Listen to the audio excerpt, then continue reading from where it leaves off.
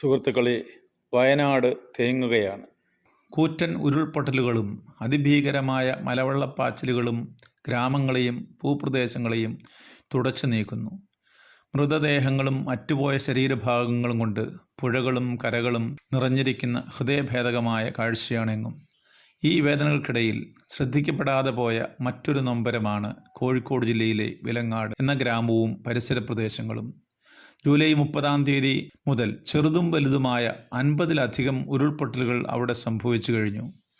ദൈവകൃപയാൽ ആദ്യത്തെ ഉരുൾപൊട്ടൽ ശബ്ദം കേട്ടപ്പോൾ തന്നെ ആളുകൾ പരസ്പര സഹായത്തോടെ തോടുകൾക്ക് സമീപത്ത് നിന്ന് ഓടി മാറിയതുകൊണ്ട് ആളപായം ഒഴിവാക്കാൻ കഴിഞ്ഞു. എങ്കിലും ദൗർഭാഗ്യവശാൽ ഒരു മനുഷ്യജീവൻ കൈപ്പാടകലെ ഒലിച്ചുപോയി.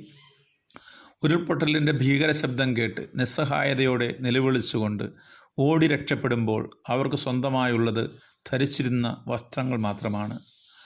കണ്ണടച്ചു തുറക്കുന്ന സമയം കൊണ്ട് ഒരു മനുഷ്യായുസ് മുഴുവനും വിയർപ്പൊഴുക്കി സമ്പാദിച്ച വീടും കൃഷിയിടങ്ങളും വരുമാനമാർഗങ്ങളും എല്ലാം അപ്രത്യക്ഷമായി. കല്ലും മണ്ണും മാത്രം അവശേഷിച്ചു. വിലങ്ങാടിനെ പുറം ലോകവുമായി ബന്ധിപ്പിക്കുന്ന പുതുതായി നിർമ്മിച്ച ഉരുട്ടിപ്പാലം ഭാഗികമായി തകർന്നു. കൈവേലിപ്പാലവും വാളൂക്കുപാലവും മുച്ചങ്കയം പാലവും ഒഴുകിപ്പോയി.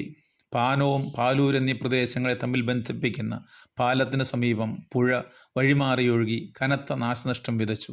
പാലം ഉപയോഗശൂന്യമാവുകയും നശിക്കുകയും ചെയ്തു. മഞ്ഞക്കുന്ന് എന്ന ഒരു പ്രദേശം തന്നെ അപ്രത്യക്ഷമായി. മഞ്ഞക്കുന്നിൽ മാത്രം 13 വീടുകൾ പൂർണ്ണമായും തകർന്നടിഞ്ഞു. 9 വീടുകൾ ഭാഗികമായി നിലംപൊത്തി. റോഡുകൾ തകർന്ന് തരിപ്പണമായി. ഏക്കർ കണക്കിന് റബ്ബർ തോട്ടങ്ങളും കൃഷിയിടങ്ങളും ഒലിച്ചുപോയി. വൈദ്യുതി ബന്ധം പൂർണ്ണമായും തകർന്നു. അവിടുത്തുകാർക്ക് പുറം ലോകവുമായുള്ള ബന്ധം ഏതാണ്ട് മുഴുവനുമായി നഷ്ടമായി. ഈ പ്രതിസന്ധികളിൽ ത്യാഗോജ്വലമായ സേവനം ചെയ്ത ഒരു ധീര ജവാന്റെ സച്ചിൻ്റെ അനുഭവമാണ് പ്രേക്ഷകരുമായി പങ്കുവയ്ക്കുന്നത്. വൈകിട്ടോട്ട് മഴയുണ്ടായിരുന്നു, നല്ല മഴയായിരുന്നു. അപ്പോൾ ഞാൻ ഉറങ്ങിയില്ലായിരുന്നു. ഞാനൊരു സിനിമ ഇങ്ങനെ കണ്ടുകൊണ്ട് ഇടയ്ക്ക് 1:30 കഴിഞ്ഞപ്പോഴത്തേക്കും മമ്മി ഇങ്ങനെ വീടിനുള്ളിൽ കിടന്ന് കാറുന്നുണ്ട്. ഭയങ്കര ഒച്ചപ്പാടൊക്കെ ആക്കി. അപ്പം ഞാൻ തന്നെ അറിയത്തില്ല, ചുമ്മാ ഇങ്ങനെ കിടന്ന് നോക്കും.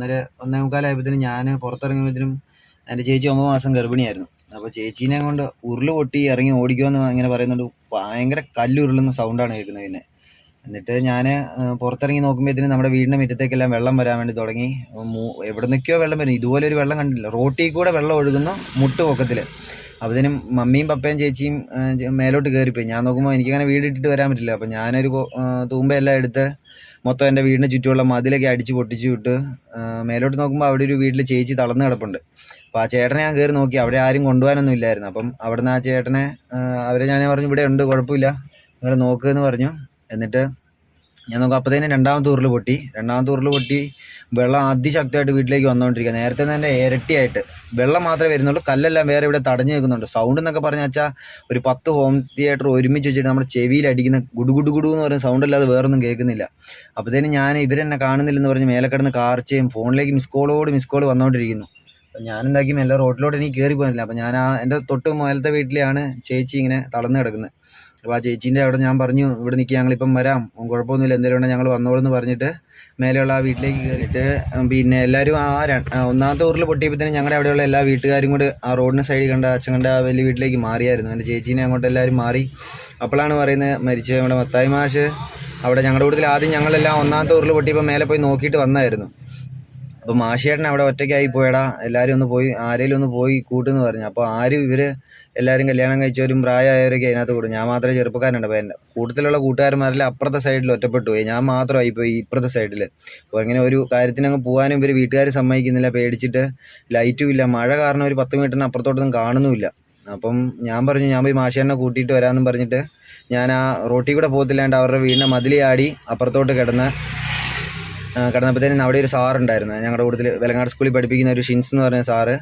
അപ്പോൾ ഷിൻസ് സാറ് പറഞ്ഞു, എന്നാൽ ഞാനും വരാമെന്ന് പറഞ്ഞ് ഞങ്ങൾ രണ്ടുപേരും കൂടെ കൈ കോർത്ത് പിടിച്ച് കാല് പറഞ്ഞു പോവാ, വെള്ളത്തിൻ്റെ ശക്തിയുണ്ട്. അപ്പോൾ ഞാനിങ്ങനെ പറയുന്നുണ്ട്, ഷിൻസാറെ കാല് പറയരുതെന്ന് പറഞ്ഞിട്ട് ഞങ്ങൾ മത്തായി മാഷുമായിട്ട് ഒരു 10 മീറ്ററിൻ്റെ ഉള്ളിൽ ഞങ്ങൾ ചെന്നു. അവിടെ ഒരു തെങ്ങ് ഇങ്ങനെ ക്രോസ് രണ്ടാമത്തെ ഉരുളിൽ വന്നിങ്ങനെ കിടപ്പുണ്ടായിരുന്നു. ഈ തെങ്ങ് കിടക്കുന്നതുകൊണ്ട് ആ ഒരു ഇതിനകത്തോട്ട് വെള്ളത്തിന് ശക്തി കുറവായിരുന്നു, ഇങ്ങനെ തട പോലെ കിടക്കുമായിരുന്നു. അപ്പം ഞങ്ങൾ അടുത്തൊരു 10 മീറ്റർ അടുത്ത് വരുന്നത് ഞങ്ങളിങ്ങനെ പറഞ്ഞു, മാഷേട്ടാ ഇങ്ങോട്ട് വാ എന്ന് പറയുന്നുണ്ട്. അപ്പോൾ പുള്ളി പറയും, നിങ്ങൾ പൊക്കോ, ഞാൻ വന്നോളൂ എന്ന് പറയുന്നുണ്ട്. അപ്പോൾ എന്നാ സംഭവം എന്ന് അറിയത്തില്ലല്ലോ. പുള്ളി വിചാരിക്കുന്നത് പുള്ളി ഇങ്ങനെ ലൈറ്റൊക്കെ അടിച്ച് നോക്കുന്നുണ്ട്, മൊത്തം പേടിച്ചിട്ട് പുള്ളിൻ്റെ മുഖം ഭയങ്കര, പുള്ളി മേലോട്ട് ഇങ്ങനെ ലൈറ്റ് അടിക്കുന്നുണ്ട് പുള്ളിക്ക്. പക്ഷേ പുള്ളി ആ ഒരു കുറച്ച് സ്റ്റെപ്പ് മുന്നോട്ട് പോയിട്ട് ചാടി വരുമായിരുന്നാലും ഒഴുകിയാലും ഞങ്ങളുടെ കയ്യിലോട്ട് വരായിരുന്നു ഒരു പക്ഷേ. എന്നിട്ട് ഞാൻ പറഞ്ഞു, എന്നാൽ മാഷേട്ടൻ്റെ മൊത്തം ഒരു പേടി പോലെയൊക്കെ ഇങ്ങനെ കണ്ടപ്പോൾ ഞാൻ പറഞ്ഞു, മാഷേട്ടാ എന്നാൽ ഒരു കാര്യം ചെയ്യാം, ഞാൻ പോയിട്ട് കയറെടുത്തിട്ട് ആ കടേൻ്റെ നടുക്ക്, ആ ഒഴുകിപ്പോയ കടേൻ്റെ നടുക്ക് ഒരു പില്ലർ ഉണ്ടായിരുന്നു, ആ പില്ലറിൽ കെട്ടിയിട്ട് ഇങ്ങോട്ട് വലിച്ചാൽ മതിയല്ലോ. അങ്ങനെ ഞാൻ കയറെടുക്കാൻ വേണ്ടി പോയി ഞാൻ വീട്ടിൽ നിന്ന് കയറി വരുമ്പോഴാണ് മൂന്നാമത്തെ ഉരുളച്ച ഇപ്പോൾ അച്ഛൻ കണ്ട വീടിൻ്റെ ഫ്രണ്ടിൽ ഒരു 3 ആൾ പൊക്കത്തിൽ. ഞാനിങ്ങനെ എൻ്റെ ലൈറ്റ് ഞാൻ ഇങ്ങനെ കാലിങ്ങനെ നീക്കി വെക്കാൻ പറ്റില്ലായിരുന്നു. അപ്പോൾ ഇങ്ങനെ ഓരോ കാലും ഞാൻ പൊക്കി എടുത്ത് ചവിട്ടിയാണ് പോകുന്നത്.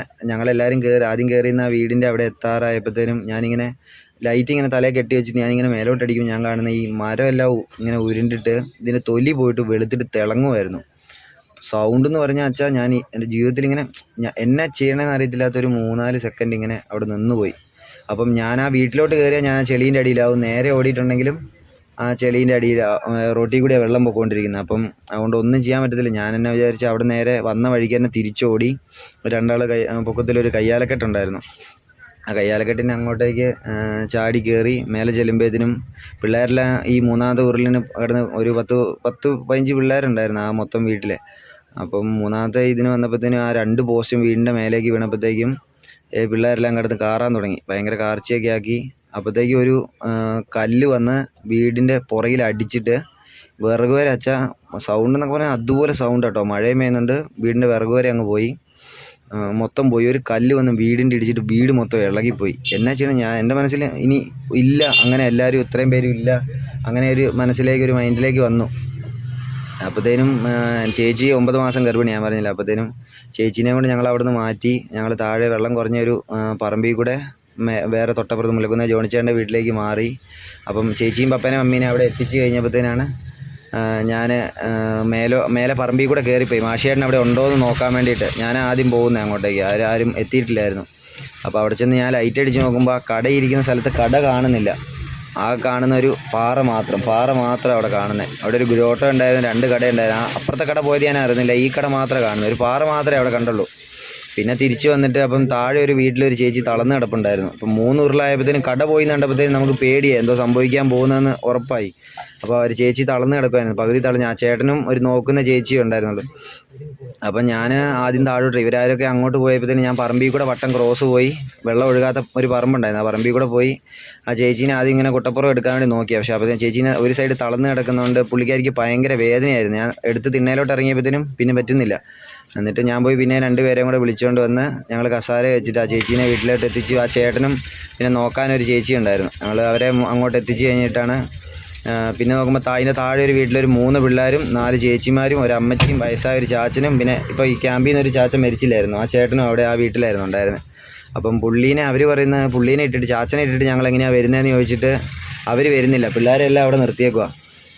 അപ്പം ഞാൻ നമ്മുടെ ആംബുലൻസ് ജോബിന് അങ്ങോട്ടേക്ക് വന്നു. ജോബിനോട് ഞാൻ പറഞ്ഞു സ്ട്രെച്ചർ വേണം, അങ്ങനെ ചേട്ടൻ കിടപ്പുണ്ട്, അവർ മാറുന്നില്ല, മാഷേട്ടൻ പോയി എന്നാണ് തോന്നുന്നത്. അപ്പോഴാണ് എല്ലാവർക്കും ഈ കാര്യത്തിൻ്റെ ഒരു സീരിയസ്നെസ് മനസ്സിലാകുന്നത്. എന്നിട്ട് ആ ചേട്ടനെ ഞങ്ങൾ പോയി സ്ട്രെച്ചറിൽ എടുത്തുകൊണ്ട് വന്നു. അമ്മച്ചീനെയും കയ്യിൽ കോരി എടുത്തുകൊണ്ട് വന്ന് പിള്ളേരെല്ലാം അങ്ങോട്ട് മാറ്റി. പിന്നെ അത് കഴിഞ്ഞിട്ട് ക്യാമ്പിലേക്ക് മാറ്റുക ചെയ്ത്. അങ്ങനെയാണ് സംഭവങ്ങൾ. അന്നത്തെ ഒരു എൻ്റെ പേര് സച്ചിൻ ജോണി അയ്യമല. ഞാൻ ആർമിയിലാണ് വർക്ക് ചെയ്യുന്നത്. ഇപ്പോൾ ലീവിൽ വന്നായിരുന്നു, നാളെ തിരിച്ചു പോകേണ്ടതാണ്. 15 ദിവസം കൂടെ ലീവ് എക്സ്റ്റെൻഡ് ചെയ്തിട്ടുണ്ട്. ഓക്കെ അച്ഛാ. ഈ മനുഷ്യജന്മങ്ങളുടെ നൊമ്പരവും കണ്ണീരും നമ്മൾ കാണാതെ പോകരുതേ എന്ന പ്രാർത്ഥന മാത്രം.